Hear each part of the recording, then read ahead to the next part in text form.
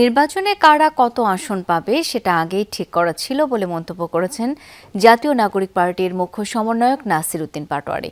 Optical brightener, colour guard এবং dirt lock সমৃদ্ধ advance ফর্মুলায় এলো নতুন রে ডিটারজেন্ট পাউডার। বিকেলে বাংলা মোটরে আরব আমিরাত থেকে কারামুক্ত 24 জন প্রবাস ফেরত বাংলাদেশিদের নিয়ে সংবাদ সম্মেলন করে এনসিপি।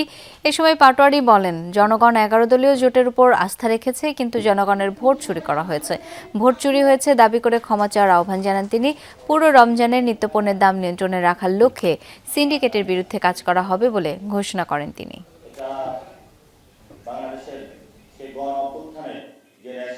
সংসদে শপথ হতে যাচ্ছে, তো চোর ভাটপাটা অনেকগুলাই কিন্তু শপথে হলো নিয়ে ফেলবে। এদেরকে অ্যাকাউন্টেবল করার জন্য আপার হাউস প্রয়োজন। আপার হাউসটা যদি সকলে একসাথে নিতে পারতো, এটা বাংলাদেশে ভালো হতো। চান্দাবাজি ইনশাআল্লাহ বাংলাদেশ থেকে নির্মূল হবে।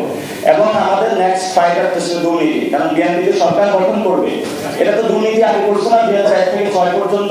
এবার কোনো আহ্বান চলবে না। আমরা দুর্নীতির বিরুদ্ধে বাংলাদেশে আরেকটি অভ্যুত্থান হবে ইনশাআল্লাহ।